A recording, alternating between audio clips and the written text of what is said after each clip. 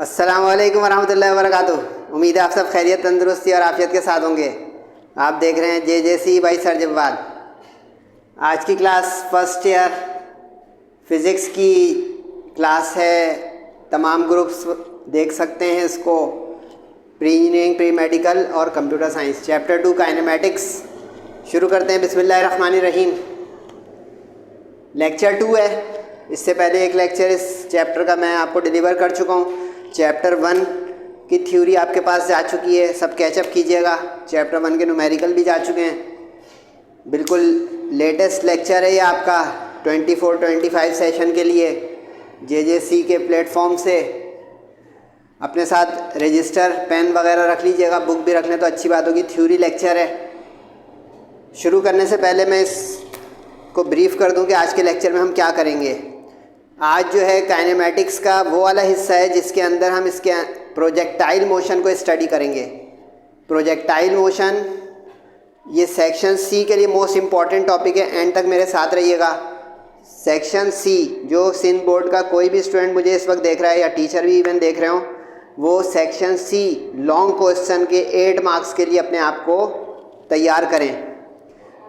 आपने ज़िंदगी में ऐसे मुख्तलिफ ऑब्जेक्ट्स या बॉडीज़ देखी होंगी जो कर्व पाथ पे यानी इस तरह का रास्ते पे चलते हैं। हम लीनियर मोशन देखते हैं, गाड़ी चलती है सड़क पे, car moving straight line, a man walking straight line. आमतौर पे स्ट्रेट लाइन मोशन आपने बहुत देखे होंगे। लेकिन इसी के साथ साथ ज़िंदगी में अगर आप ऑब्ज़र्व करें आँख खोल के तो इस तरह कर्व पाथ मोशन भी बहुत कुछ मिलेगा आपको एग्जाम्पल्स में। फॉर एग्ज़ाम्पल क्रिकेट अगर आप में से कोई देखता है या क्रिकेट मैच, उसमें बैट्समैन जो है जब हिट करता है बॉल को अपने बैट से, तो वो हिट करने के टाइम से लेकर चाहे वो बाउंड्री क्रॉस कर जाए, चाहे फील्ड में ही कहीं बॉल गिर जाए, तो ये एक पैराबोलिक पाथ कर्व पाथ बनाते हुए मूव करता है अपने ट्रैक पर, अपने रास्ते पर। इसी तरह अगर आपने एथलेटिक्स के मैदान में ओलंपिक्स वगैरह हो रहे हैं बल्कि 24, तो उसमें अगर आपने लॉन्ग जंपर को लॉन्ग जंप लगाते हुए देखा हो तो वो भी एक इस तरह से पैराबोलिक या कर्व पाथ बनाते हुए अपने रास्ते पे जाता है। इसी तरह अगर आपने शेल या बॉम्ब फायर होते हुए देखे हों, या फुटबॉल के मैदान में फुटबॉल जब ज़मीन पे ग्राउंड लेवल पे रखा हो और गोलकीपर उसको किक करे, तो ये सारे एग्जाम्पल्स आपको नज़र आ गई कि ये सब पैराबोलिक कर्व पाथ पे ट्रैवल करती हैं। इस रास्ते को मैथ्स की ज़बान में पैराबोला यानी पैराबोलिक पाथ कहते हैं और फिज़िक्स की ज़बान में ट्रैजेक्ट्री कहते हैं। ट्रैजेक्ट्री। ख्याल रहिए मेरा पूरा लेक्चर होता है प्योर, तो आप इसको अवेल कर ले सकते हैं बेहतरीन तरीके से समझने के लिए भी और हर अंदाज में। ट्रैजेक्ट्री उस पाथ को कहते हैं जो प्रोजेक्टाइल मूव करता है, यानी जो उसका रास्ता है उसको ट्रैजेक्ट्री कहते हैं। MCQs भी कवर हो रही है। अब ये प्रोजेक्टाइल मोशन क्या है? प्रोजेक्टाइल तो ये चीज़ें हो गई, यानी वो एथलीट जो है वो प्रोजेक्टाइल हो गया, वो शेल या बॉम्ब जो है वो प्रोजेक्टाइल हो गया, क्रिकेट का जो बॉल है वो प्रोजेक्टाइल हो गया। इसी तरह जो मुख्तलिफ़ मिसालें आपको कर्व पाथ की नज़र आएँ वो सब प्रोजेक्टाइल हो गए। प्रोजेक्टाइल मोशन क्या है? इन चीज़ों की हरकत जिसके अंदर 2 डायमेंशनल मोशन हो। 2 dimensional 2D plane. 2D plane वो होता है जो XY प्लेन हो, XY एक्सिस के अंदर जो मूव कर रहा हो, यानी ज़मीन के हुदूद में मूव कर रहा हो, तो ये 2D प्लेन में इस तरह की हरकत है। ऐसी मोशन है जिसमें object constant horizontal velocity component और वेरिएबल वर्टिकल वेलोसिटी कंपोनेंट से चलता है। अब ये बारीकियां जो समझने की, ये मैं हटूंगा, सामने भी लिखा हुआ है, 1 शॉट लेक्चर है और नोट्स वगैरह और कंप्लीट आप ये ज्वाइन भी कर सकते हैं। दरमियान में लिखा हुआ है व्हाट्सएप ग्रुप, मुख्तसर बता दूंगा एंड में मैं। अब ये जो horizontal component of velocity constant कहा, क्यों ऐसा है? क्योंकि हॉरिजेंटल डायरेक्शन में कोई फोर्स एक्ट नहीं कर रही। काइनेमेटिक्स जो है इसमें हम ऐसे ही टॉपिक सारे पढ़ रहे हैं। चैप्टर 2 में गौर कीजिएगा, from first topic to the very last topic कि जिसमें फोर्स के इन्फ्लुएंस पे हम काम ना कर रहे हो, यानी इन द एब्सेंस या बैकग्राउंड में हो, फोर्स हो तो लेकिन हम उसको कंसिडरेशन में ना ला रहे हो या बैकग्राउंड में हो। अगला चैप्टर जो डायनेमिक्स आएगा उसमें फोर्स भी इन्वॉल्व हो जाएगी, अपेरेंटली भी और सामने विजिबली भी। तो अब ये जो 2 डायमेंशनल मोशन में फोर्स अमल नहीं कर रही हॉरिजेंटल, तो इसलिए अब कांस्टेंट वेलोसिटी कंपोनेंट के साथ वो आगे बढ़ेगा हॉरिजेंटल डिस्टेंस। इसी के बरक्स वर्टिकल अगर आप देखें तो वो कांस्टेंट एक्सेलरेशन से ऊपर से नीचे जाएगा, यानी जब ये ऊपर चढ़ रहा होगा राइज कर रहा होगा और जब डाउनफॉल कर रहा होगा टुवर्ड्स द अर्थ तो इसकी एक्सेलरेशन कांस्टेंट रहेगी, और वो ग्रेविटेशनल पुल यानी ग्रेविटेशनल एक्सेलरेशन जिसको स्मॉल जी कहते हैं हम, स्मॉल जी, उसकी वजह से ये gravitational acceleration due to gravity इसके इन्फ्लुएंस में कांस्टेंट रहेगी। इसका मतलब ये हुआ कि जब प्रोजेक्टाइल अपने हॉरिजेंटल मोशन में फॉरवर्ड यानी आगे की जानिब डिस्टेंस कवर कर रहा होगा तो उसकी इसलिए वेलोसिटी कंपोनेंट कांस्टेंट रहेगा क्योंकि उसके हर इंटरवल में डिस्टेंस इक्वल कवर हो रहा होगा, यानी equal displacements in equal interval of time. तो नतीजा क्या हुआ, वेलोसिटी कांस्टेंट हो गई यानी एक्सेलरेशन 0 हो गई इस रुख पे, क्योंकि acceleration is rate change of velocity. जबकि वर्टिकल पे गौर करें तो वेलोसिटी कंपोनेंट चेंज हो रहा है, यानी ऊपर चढ़ते चढ़ते ये प्रोजेक्टाइल आहिस्ता होता जाएगा, डाई डाउन होगा इसका मोशन, मैक्सिमम पीक पे जाके वो एक लम्हे के लिए रुकेगा, हॉल्ट पे आएगा, यानी उसकी एक्सेलरेशन कह लें या वेलोसिटी वहाँ पे 0 हो जाएगी और फिर डाउनवर्ड जर्नी में वो इंतहाई तेज़ी से आकर हिट करेगा ज़मीन पे ग्राउंड लेवल पे वापस अपनी इनिशियल रफ्तार से। अब इसमें एक्सेलरेशन क्यों कांस्टेंट हुआ, एक तो ग्रेविटी की वजह से, दूसरा कि इस दौरान यानी वर्टिकल जर्नी में चाहे अपवर्ड चाहे डाउनवर्ड जो चेंज इन वेलोसिटी है वो इक्वल इंटरवल्स ऑफ टाइम में सेम है, क्योंकि acceleration is defined as rate change of velocity, यानी इसको यूँ समझेंगे 2 पॉइंट में जो वेलोसिटी चेंज हुई फिर अगले 2 पॉइंट में, यानी तस्वुर में इसके 10 पॉइंट बना लें ऊपर जाते हुए, 10 पॉइंट बना लें नीचे आते हुए, तो हर इंटरवल में वेलोसिटी चेंज कांस्टेंट रहे। तो वेलोसिटी कांस्टेंट चेंज यानी चेंज जो है वो कांस्टेंट हो जाए तो उस सूरत में एक्सेलरेशन कांस्टेंट हो जाएगी। ये तो मैंने कर दिया ब्रीफ आपको इस टॉपिक का। ये डायग्राम 1 से 2 मार्क्स की सेक्शन सी की होगी, इसमें डेरिवेशन के साथ ये सवाल आता है। 5 डेरिवेशन है लेकिन 2 डेरिवेशन के साथ ये 8 मार्क्स का सवाल बन जाता है सेक्शन सी का।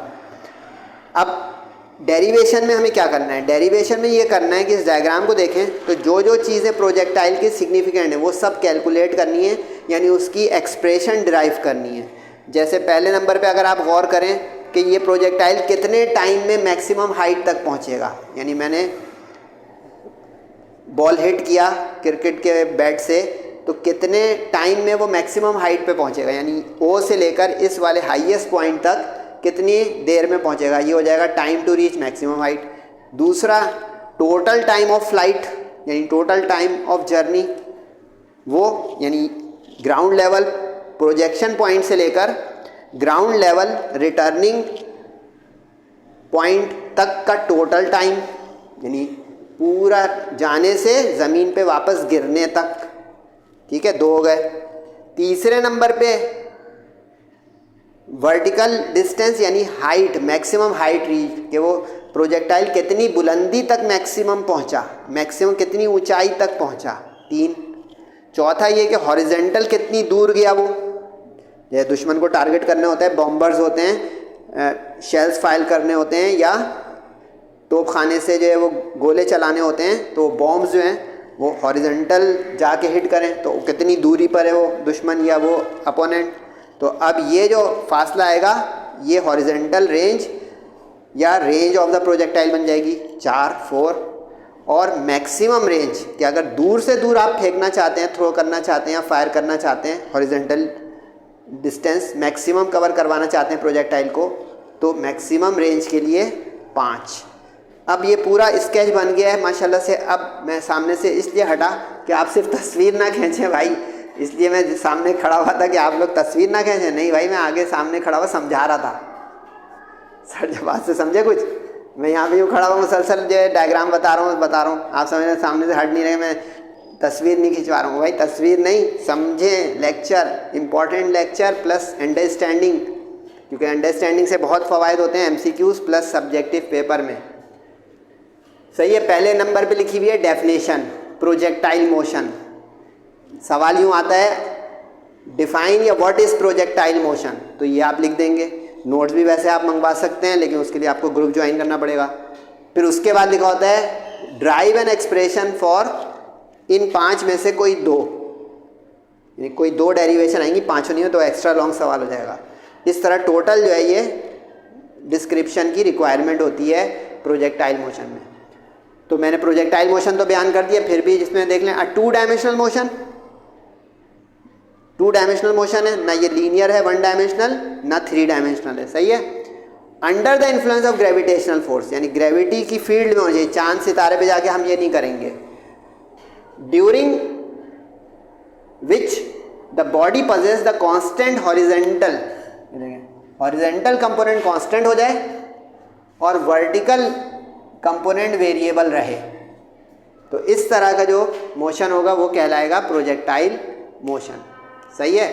और path covered by the projectile is called trajectory. ठीक है, जिसको मैथ्स में कहेंगे पैराबोलिक पाथ। अच्छा, अब इसकी एनालिटिकल ट्रीटमेंट यानी मैथमेटिकल डेरिवेशंस करने से पहले कुछ अजम्पशंस करनी पड़ती हैं, कुछ मफरूज़े कायम करने पड़ते हैं, so that our derivation does not have any flow और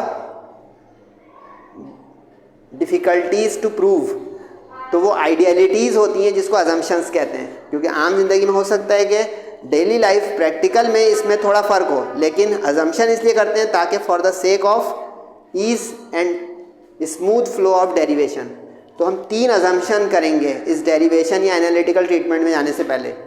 एक तो ये कि जी कांस्टेंट है मोशन के दौरान थ्रू आउट, वरना आप लोगों ने कभी वेरिएशन ऑफ जी का टॉपिक पढ़ा हो तो बहुत ऊंचाई पे कोई चीज़ चली जाए ज़मीन की सतह से तो जी चेंज हो जाता है, चांद पे चले जाएं या माउंट एवरेस्ट के ऊपर चले जाएं या सी लेवल से 1000-2000 मीटर ऊपर चले जाएं तो जी चेंज होता है। गहराई में बहुत चले जाएं, डेप्थ में चले जाएं, ज़मीन की सरफेस के बिलो, तो चेंज होता है। लेकिन हम इसमें तस्वुर करेंगे कि जी कांस्टेंट है, यानी हम बहुत ऊंचाई पे भी इस प्रोजेक्टाइल को नहीं फेंक रहे हैं आसमानों में चांद पे, और ना ही गहराइयों में खाइयों में फेंक रहे हैं एकदम।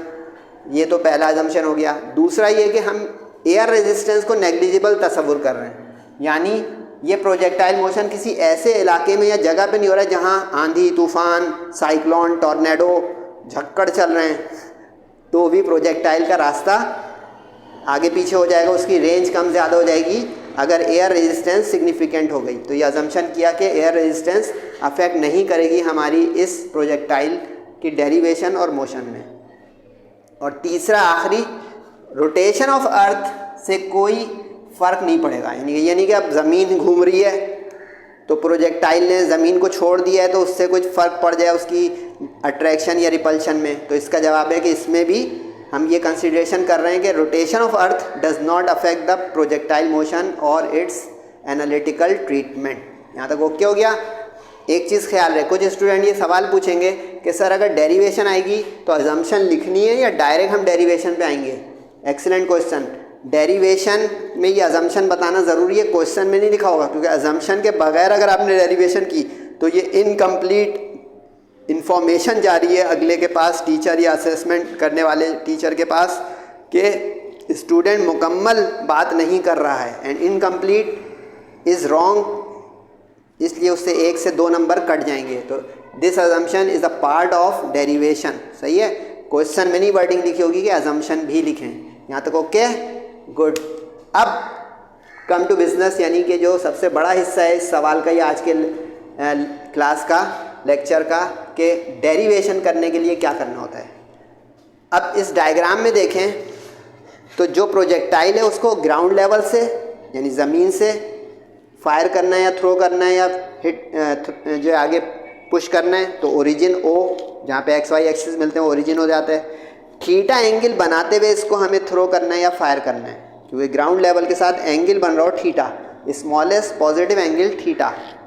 सही है। 90 के अंदर कोई भी एंगल हो सकता है, क्योंकि ये फर्स्ट क्वाड्रेंट 2D जो प्लेन बोला इसमें एक्स वाई एक्सिस यानी फर्स्ट क्वाड्रेंट हो, जो मैथ्स वाले सुन रहे हैं मुझे, इस तरफ फर्स्ट क्वाड्रेंट होता है जहाँ पे एक्स वाई एक्सिस पॉजिटिव हो, लेफ्ट पे नहीं है, ये यहाँ से, इसलिए एंगल थीटा जो है बना।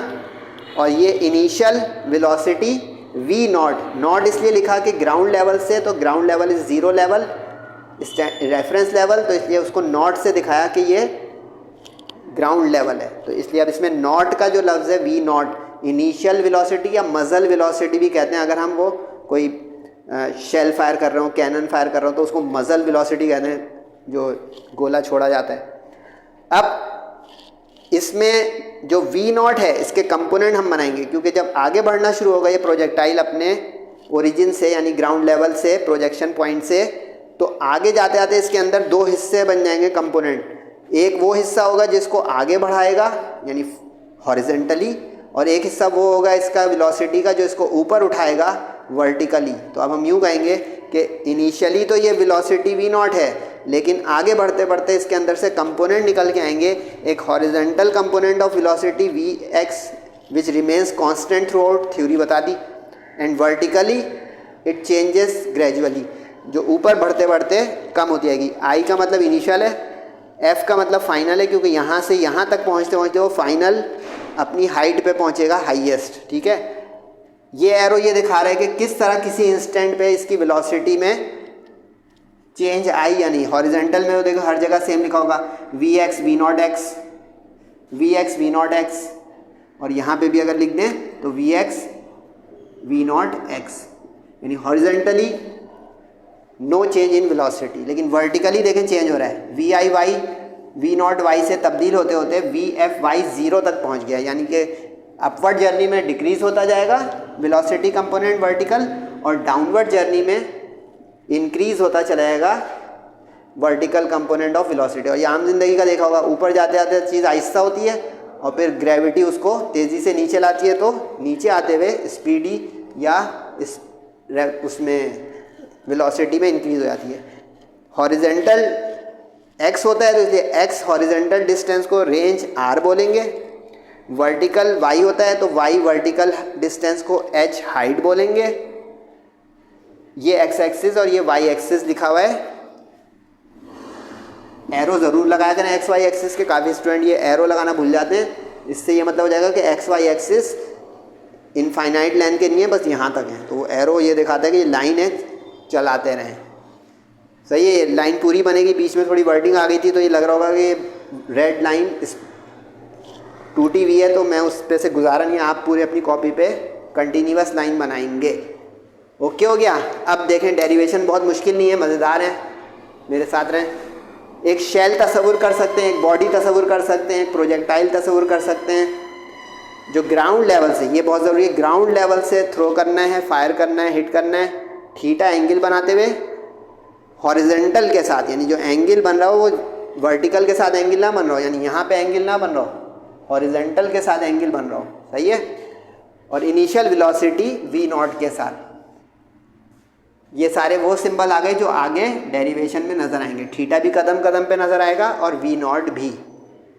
अब कंपोनेंट्स बनाने पड़ेंगे क्योंकि वेलोसिटी वेक्टर है, हर कोई जानता है बचपन से कि हॉरिजेंटल कंपोनेंट कॉस थीटा से आता है बेस, और वर्टिकल कंपोनेंट साइन थीटा से आता है परपेंडिकुलर, ठीक है।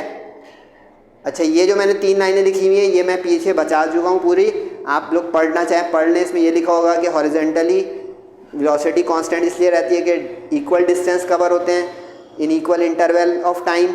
वर्टिकली एक्सेलरेशन इसलिए कांस्टेंट रहती है कि इक्वल चेंज इन वेलोसिटी होता है in equal interval of time. Highest point पे जाके ज़ीरो हो जाता है उसका मोशन, और फिर नीचे आते आते इंक्रीज़, और ऊपर जाते आते इनिशियली डिक्रीज़ होती रहती है वेलोसिटी, सही है। ये हो गई वर्डिंग। अब डेरिवेशन है, छोटी छोटी नहीं है, थोड़ी है बड़ी, लग रहा होगा छोटी इसलिए कि मैंने इसको कॉम्पैक्ट कर दिया अपनी राइटिंग में इस white board one shot lecture में। इसको आप वर्टिकल कीजिएगा, जितने भी इज इक्वल टू ये हैं आप सारे इसको अपनी आंसर स्क्रिप्ट पे या घर में लेक्चर मेरे साथ ले रहे हैं तो पूरा ऊपर से नीचे की जानिब लिखिएगा, एक लाइन में एक इज इक्वल टू। देखिए मैं पूरा बोर्ड एग्ज़ाम के लिहाज से बता रहा हूँ, सिर्फ अपना चैनल नहीं चला रहा हूँ, ये समझे बात को। वरना बहुत सारे लोग आपको ये लेक्चर देंगे, बारीकियाँ बताते हैं कि नहीं बताते हैं, अप्स एंड डाउन्स बताते हैं कि नहीं बताते हैं। टाइम टेकन बाय प्रोजेक्टाइल, यानी वो टाइम जिसमें ये अपनी मैक्सिमम हाइट पे पहुंचेगा प्रोजेक्टाइल। टी इसका सिंबल है, सही है। इसकी डेरिवेशन करनी है, इसकी डेरिवेशन, अच्छा हर डेरिवेशन के लिए सिरा आपको पकड़ना होगा कि किस तरह करनी है ये derivation. First equation of motion, ख्याल रहे कि चूंकि ये 2D मोशन है तो इसमें 1D मोशन शामिल होगा, क्योंकि 1 + 1 मिलकर 2 होता है जैसे आम बात, तो उसी तरह 1 dimension motion is combined to give 2 dimension motion.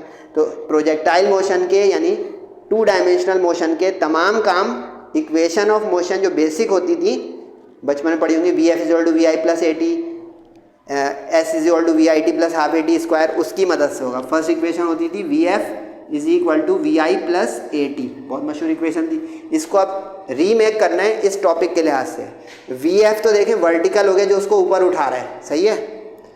vi हो गया जो कि इनिशियली 0 है, ठीक है, क्योंकि ज़मीन लेवल से गया है 0 लेकर, और ay जो वर्टिकल एक्सेलरेशन है जो -g के बराबर है। ये ख्याल रखिएगा कि हमेशा इसमें माइनस चलेगा, चाहे ऊपर जा रहा हो तो भी -g, नीचे आ रहा हो तो भी -g। कुछ बच्चे ये याद कर लेते हैं, सॉरी रट लेते हैं कि ऊपर जाते हुए g-, नीचे आते हुए g+, ऊपर जाते हुए g-। बिल्कुल सही आपने वो रटा है, सॉरी इसलिए बोला कि वो सिंपली अगर वर्टिकली किसी, यानी मैं इस मार्कर को यूँ वर्टिकली ऊपर उछाल दूँ, तो अगर ये प्रोजेक्टाइल ट्रेजेक्ट्री बनाते हुए जाएगा तो उसमें ध्यान रहे ग्रेविटी का इन्फ्लुएंस डाउनवर्ड ही रहेगा, चाहे यूँ उठ रहा है तो भी यहाँ से, नीचे आ रहा है तो भी यहाँ से, समझे इस जुमले को। यानी इररिस्पेक्टिव ऑफ अपवर्ड जर्नी और downward journey, g is negative towards the surface of the earth vertically below. ये बारीकी थी, बता दी। और लेकिन बारीकी में लेक्चर सही से होगा तो टाइम थोड़ा ज़्यादा हो सकता है, लेकिन कॉम्प्रिहेंसिव आपको नॉलेज मिल गई तो इससे अच्छी क्या बात है। अब डाटा बन गया कि Vfy 0, क्योंकि इनिशियली वो 0 रेस्ट में था। Vi V0y हो गया जो उसको ऊपर उठाएगा वर्टिकली। Ay हो गया -g के बराबर, और T कैपिटल T के बराबर, सही है। यानी ये डाटा बना कि A यहाँ पे -g है और स्मॉल t जो है यहाँ पे कैपिटल T है, और Vfy 0 है, ठीक है। पुट कर दें, हेडिंग याद है ना, T निकालना है, बहुत आसान सी डेरिवेशन हो गई। GT माइनस उधर जाके प्लस हो गया, G अपॉन में चला गया। वर्टिकल कंपोनेंट क्या होता है बेटा, अभी बताया था, V0 sin थीटा। तो V0 sin थीटा पुट कर दें, कितनी आसान डेरिवेशन, समझ आया। बस ये अगर समझ में आ गया तो दुआ करेंगे इम्तिहान में भी आ जाए। Total time of flight is the time taken for the upward journey to reach the maximum height plus addition the time to return to the ground level target, यानी कि जिस, अच्छा ये भी ख्याल रहे, यहाँ से गया है तो यहीं पे आए, यानी कि ग्राउंड से गया है तो ग्राउंड पे ही, ग्राउंड से गया है और किसी ने उधर पकड़ लिया आसमान पे, यानी कि सॉरी आसमान का मतलब कि कोई सामने घर की बालकोनी आ गई, दूसरे मंजिल पे किसी ने बॉल पकड़ लिया तो आधी जर्नी हुई, हाफ ट्रेजेक्ट्री। इस डेरिवेशन में पूरा जर्नी करनी है कि यहाँ से जाए और यहाँ पे आए, यानी ज़मीन ग्राउंड लेवल पे जाए और ग्राउंड लेवल ज़मीन पर आए। वरना आम जिंदगी में तो ऐसे मामला भी हैं कि मैं गली से जा रहा हूँ, किसी ने कहा कि अंकल वो बॉल फेंक दें, तो अब मैं आधे तक फेंकूंगा ना, उस फर्स्ट फ्लोर या सेकंड फ्लोर पे या छत पे खड़ा हुआ था, समझे पॉइंट, गुड। तो total flight is the sum of time taken to reach the maximum height, ऊपर जाने का टाइम th और वापस नीचे आने का tg, g for ground, h for highest point, ठीक है। अब तहकीक ये कहती है कि चूंकि हमने आइडियल कंडीशन ली है कि ना एयर रेजिस्टेंस इसको अफेक्ट कर रहा है ना रोटेशन ऑफ अर्थ अफेक्ट कर रही है, तो इसलिए जो जाने का ऊपर अपवर्ड जर्नी का टाइम होगा वही आने का होगा, तो सेम प्लस सेम ट्वाइस हो जाएगा। कितना आसान, यानी जो आया है यही डबल हो जाएगा, यानी this plus this same plus same 2 हो जाएगा V0 sin theta upon g। देखें अगर यही हुआ तो। अच्छा इसका नाम मैंने T डैश लिख दिया है। सिंबल्स आपके सिंबल्स में कंफ्यूज नहीं होगा, आप T लिख दें वहाँ स्मॉल तो यहाँ कैपिटल लिख दें, वहाँ T1 लिख दें यहाँ T2 लिख दें, असल है अंडरस्टैंडिंग। तो मैंने T डैश लिख दिया टोटल टाइम का। अब TH प्लस TG, अब ख्याल है TH और TG अपर जर्नी का हाईएस्ट पॉइंट तक पहुंचने का टाइम और ग्राउंड पे वापस आने का इक्वल है, सही है। तो दोनों सेम प्लस सेम हो जाएगा, T प्लस T 2T, क्योंकि दोनों T हैं ये वाले, जाने का भी आने का भी, तो 2T का मतलब दिस का ट्वाइस। तो अब यहाँ पे अच्छा ये ख्याल है ये बॉक्स जो है ना ये कम यूज़ कीजिएगा इससे पहले वाले को। इससे फ़ायदा रहेगा कि टेक्निक से डेरिवेशन कम टाइम में होगी। ये अंदर की बात बता रहा हूँ, वरना एक बच्चा क्या करेगा, टी की जगह ये यहाँ पे रखना शुरू कर देगा, इतना लंबा लंबा टी की वैल्यू ये रखे, उसके बाद कंपोनेंट को नीचे यूज़ करें। अगली डेरिवेशन में भी देखिएगा ये, इस वाले कंडीशन को देखें, जब वी नॉट वाई रख दें तो उसके बाद ये इसको रखें, तो आपको बार बार v not sine theta we not sine theta इतना लंबा रखना नहीं पड़ेगा, और टाइम सेविंग स्कीम। देखिए सर काम की बातें बता रहे हैं। अब ये वी नॉट वाई का ट्वाइस हो गया, v not y sine theta है, ड्राइव हो गया, excellent, good. Maximum height reached by projectile, तीसरा है कि कितनी ऊंचाई तक यानी वर्टिकल डिस्टेंस तक वो मैक्सिमम पहुंचा प्रोजेक्टाइल। इसका सिंबल मैंने कैपिटल एच रखा। अच्छा, ये जो पहली लाइन में लिखा हुआ है ये इसकी डेफिनेशन है कि मैक्सिमम हाइट रीच बोलते हैं किसको हैं, तो maximum vertical distance covered by the projectile को बोलते हैं क्या, मैक्सिमम हाइट रीच। इसको ड्राइव करने के लिए आपको सिरा पकड़ना पड़ेगा सेकंड इक्वेशन का। सेकंड इक्वेशन क्या होती है बेटा, बोलो। सेकंड इक्वेशन होती है, यहाँ पे लिख दूँ, यहाँ पे लिख देता हूँ। सेकंड इक्वेशन होगी V S is equal to V I T plus half A T square. ये सेकंड इक्वेशन ऑफ मोशन है, ठीक है। अब इसका डाटा आप बना के फिट करें। अब s वर्टिकल डिस्टेंस का h हो गया, यानी यहाँ पे s जो है वो h के बराबर है, तो ये देखें h आ गया लेफ्ट, ठीक है। y h के बराबर आ गया, सही। वी आई वाई पीछे भी यूज़ कर चुके हैं, क्या होगा भाई, वी आई वाई बोलें, वी नॉट वाई के बराबर, जो उसको ऊपर उठाएगा तो V I why we not Y के बराबर हो जाएगा, यानी वर्टिकल कंपोनेंट। समझ में आ रहा है भाई, वेरी गुड। रिपीट हो रहा है, रिवीजन वाला काम तेज़ करें। ए वाई अभी बता चुका हूँ, जो एक्सेलरेशन उसको ऊपर नीचे ले जा रही है वो एक्सेलरेशन ड्यू टू ग्रेविटी है माइनस साइन के साथ, तो ए वाई हो गया माइनस जी, ठीक। अब सारी चीज़ें पुट करें, टी का मतलब कैपिटल टी हो गया। अच्छा, अब यहाँ ख्याल रखें, यहाँ पे टी डैश नहीं रखना है, टी रखना है, क्यों, क्योंकि हाइट तक जब पहुँचेगा तो हाफ जर्नी है, यहाँ से यहाँ तक मैक्सिमम हाइट है ना बेटा, तो ये वाली मैक्सिमम हाइट में टाइम तो टी लगा ना, यहाँ तक में टी डैश तो पूरा यहाँ तक आने में लगेगा। अगर टी डैश पुट कर दिया वो तो ज़मीन पे ज़ीरो हाइट पर आ गया, समझे। हाइट पे जाने तो हाफ जर्नी का टाइम रखना है, यानी टी फर्स्ट डेरिवेशन वाला, ठीक है यहाँ तक। अब किस तरह मैंने किया, पहले तो सिंबल सारे चेंज किए, वाई वर्टिकल जो है वो हाइट के बराबर है, एच रख दिया, V I why we not Y हो गया, टी कैपिटल हो गया, सही। प्लस इंटू माइनस माइनस होता है, माइनस जी अपॉन टू हो गया, ठीक है। अब टी की वैल्यू जो मैंने डबल टिक लगाई ये वाली पुट करें पहले, वी नॉट वाई अपॉन जी, दो जगह टी है, ध्यान से, इस जगह भी पुट किया वी नॉट वाई अपॉन जी और इस जगह भी पुट किया वी नॉट वाई अपॉन जी, लेकिन इस पर स्क्वायर लगा हुआ है, फॉर्मूले में स्क्वायर होता है ना बेटा टी पे दूसरे वाले, तो उसमें स्क्वायर खोलेंगे पहले, तो दोनों के ऊपर स्क्वायर आ जाएगा, जी पे भी और वी नॉट वाई पे भी, सही यहाँ तक। अब बोले क्या करना है, जी को जी से कैंसिल, ऊपर भी आ गया है नीचे भी आ गया है, ये जी तो यहाँ से चल रहा था ना बेटा, जी अपॉन टू का, और टी के अंदर जो जी आया ये वाला उसका स्क्वायर, तो एक स्क्वायर एक जी से कट गया, एक जी बचा वो लिख दिया यहाँ। अब एलसीएम 1 और 2 का एलसीएम क्या होता है बेटा, 2 आ गया 2, तो यहाँ पे 2 1 जा 2 आएगा क्योंकि फैक्टर बना, 2 1 जा 2 और नीचे उसके एलसीएम 2 था तो वहाँ पे 1 ही आया, यानी 2 1 जा 2 माइनस 1, तो ये हो जाएगा 2 माइनस 1 से 1, ठीक है यहाँ तक।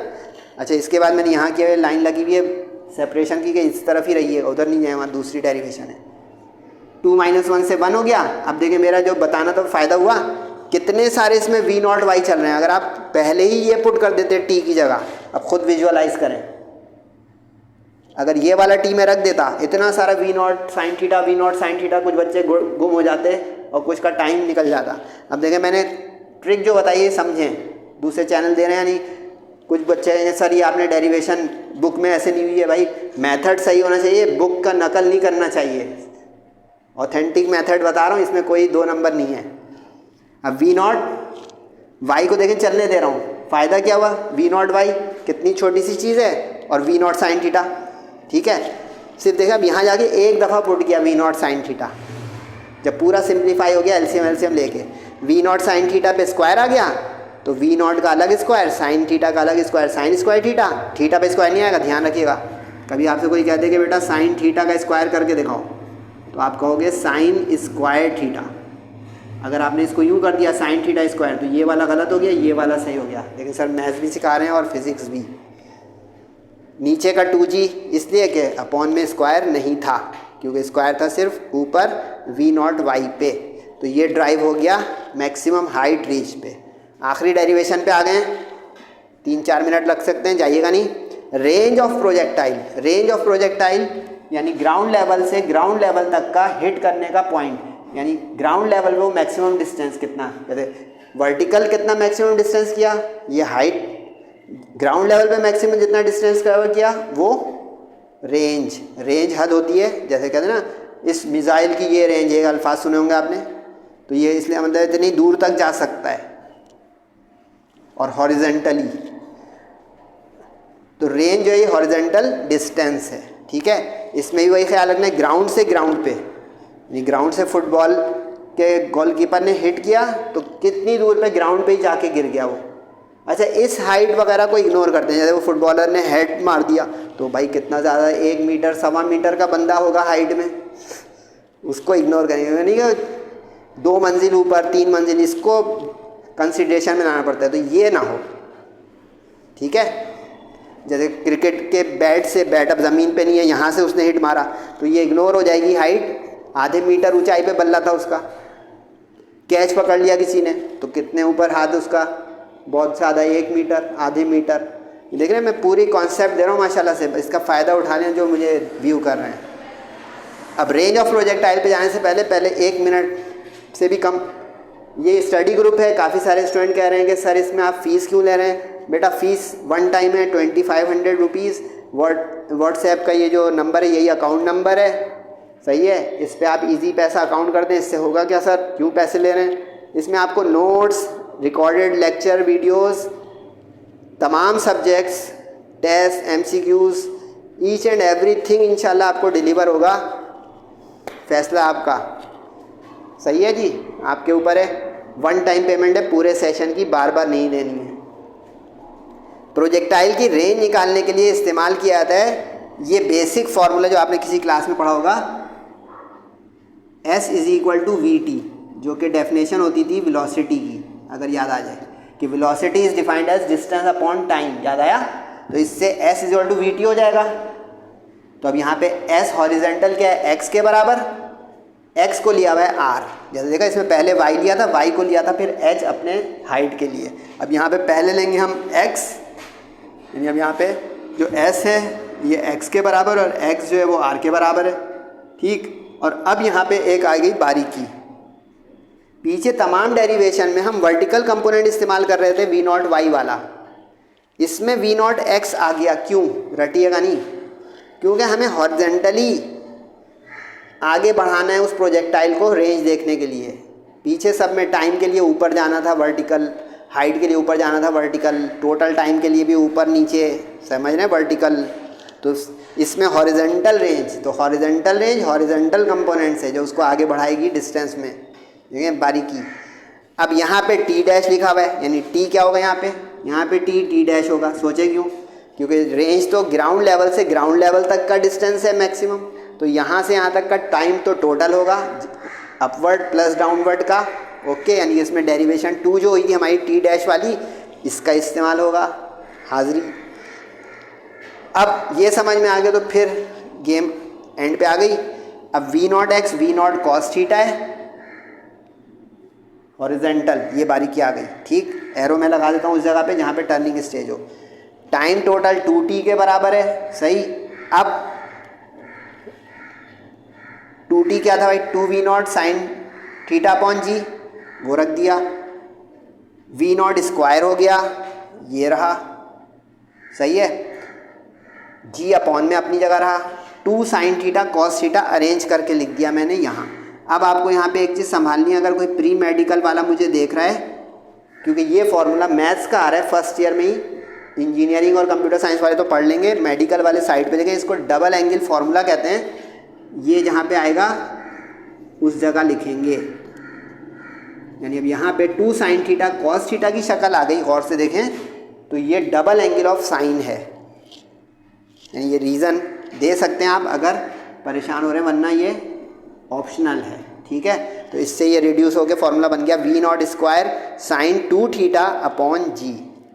अब ये रेंज की डेरिवेशन तो हो गई, लेकिन एक बारीकी की बात है, वो कम आती है इम्तिहान में, यानी 5वीं जो डेरिवेशन है कि अगर दूर से दूर, मैक्सिमम दूर से दूर किसी चीज़ को हिट करना है या थ्रो करना है, या कभी देखो सिक्सर कि 110 मीटर लंबा किसी ने जो है वो सिक्सर, बैट्समैन ने जो है छक्का मार दिया क्रिकेट के मैच में, तो ये कभी देखा है? कभी जान तो मारी उसने, जोर से तो मार दिया, टाइमिंग भी सेट, स्विफ्ट टाइमिंग, सब कुछ इसमें साइंस भी लग रही है, यानी प्रोजेक्टाइल मोशन वाली 45 डिग्री पर सबसे दूर जाएगा। नोट करें इस बात को, 45 डिग्री पर, ये आइडियल मैक्सिमम रेंज का है। सर क्यों याद नहीं करवा रहा हूँ, इधर देखें सबूत और उसके बाद छुट्टी, कि मैक्सिमम रेंज उस वक्त आएगी जब मैक्सिमम साइन थीटा हो, क्योंकि देखिए रेंज के फॉर्मूले में आ गया है थीटा, ठीक है। अब किसी को मैथ्स फिर नहीं पता है, बायोलॉजी वाला है, तो नोट करें कि साइन थीटा वाला जो हिस्सा होता है ये मैक्सिमम जो है कब होता है, जो उसकी मैक्सिमम वैल्यू है। कैलकुलेटर चला लें, किसी भी एंगल पर साइन की वैल्यू 1 से ऊपर नहीं आएगी, यानी 1.2 नहीं आएगी। चेकिंग बताता हूँ, 1.2 लिखे साइन इन्वर्स निकालें, मैथ एरर दे देगा। 1.1 लिखे साइन इन्वर्स निकालें साइंटिफिक में शिफ्ट करके, मैथ एरर दे देगा। इस बात का सबूत हुआ कि सर सही बोल रहे हैं कि साइन थीटा की मैक्सिमम वैल्यू 1 हो सकती है। अब इस फॉर्मूले पे गौर करें तो साइन थीटा कहाँ पे लिखा हुआ है, साइन 2 थीटा पे लिखा हुआ है, सही है। उसको आप 1 तसव्वुर में लाएँ, 1 तसव्वुर में लाएँ, तो अब 90 का ही साइन 1 होता है, चेक कर लें, साइन 90 1 होता है, साइन 0 0 होता है, साइन 30 0.5 होता है, चलते जाएं, साइन 90 पे जाके वो मैक्सिमम 1 हो जाएगा, उसके बाद दोबारा कम होना शुरू हो जाएगा। साइन 120 निकालें, कम होना शुरू हो जाएगा, 0.866 ऐसा कम होता जाएगा। तो ये 1 इसकी मैक्सिमम वैल्यू। अब ये 1 कैसे आई 90 पर, सही यहाँ तक 90, लेकिन यहाँ पे तो फॉर्मूले में 2 थीटा लिखा हुआ है, तो 2 इंटू कितने से 90 आएगा बेटा, 2 इंटू 45 से, वेरी गुड। तो 2 इंटू 45 डिग्री से ये 90 हो जाएगा और साइन 90 फिर 1 हो जाएगा। समझ गए आप लोग? यानी जब ये वाला हिस्सा मैक्सिमम 1 होगा तब हम कहेंगे कि रेंज हॉरिजॉन्टल प्रोजेक्टाइल की मैक्सिमम होगी, यानी दूर से दूर जाएगा। और उस सूरत में आप देखें यहाँ पे फॉर्मूले में अब थीटा या साइन नज़र नहीं आ रहा, क्योंकि वो मैक्सिमम 1 हो गया, तो इसलिए मैक्स लिख दिया इसमें कि this is the maximum horizontal range obtained by this. ठीक है जनाब, एक हल्की सी बात, डेरिवेशन भी हो गई, सेक्शन सी की तैयारी भी हो गई, व्हाट्सएप ग्रुप की बात भी हो गई। किसी भी कॉम्प्लीमेंट्री एंगल पर आप कभी भी प्रोजेक्टाइल को थ्रो करेंगे ना तो सेम रेंज आएगी। यानी आपने 30 डिग्री पर थ्रो किया, 60 पे थ्रो किया, सेम आएगी। जैसे फर्ज करिए 45 की थी, अब मैं इसको 30 डिग्री पे थ्रो करके दिखा रहा हूँ और 60 डिग्री पर। नोट कीजिएगा इस बात को, किस तरह न्यूमेरिकल करके भी, न्यूमेरिकल का वीडियो देखिएगा मेरा लेक्चर जेजेसी का, और यहाँ पे वैल्यू में रख के भी कॉम्प्लीमेंट्री एंगल्स, जिन दो एंगल्स का sum of two angles is 90 degree. तो एक देखें 30 अगर है और दूसरा जो है 60 डिग्री है, तो 30 प्लस 60 बोलें 90। यानी अब एक अगर 40 हो दूसरा 50 तो सेम रेंज आएगी, एक 20 हो एक 70 हो तो सेम रेंज आएगी। तो होप आज का लेक्चर आपको मज़ा दिया होगा। इंशाल्लाह आगे सेहत और ज़िंदगी के साथ है। अपना और ख़ास करके वालिदैन का बहुत ख्याल रखिएगा। नमाज़ों की पाबंदी कर रहे हैं ना माशाल्लाह से, एहतिमाम के साथ करें, दुआओं की दरख्वास्त है। अस्सलामु अलैकुम वरहमतुल्लाहि वबरकातुहू।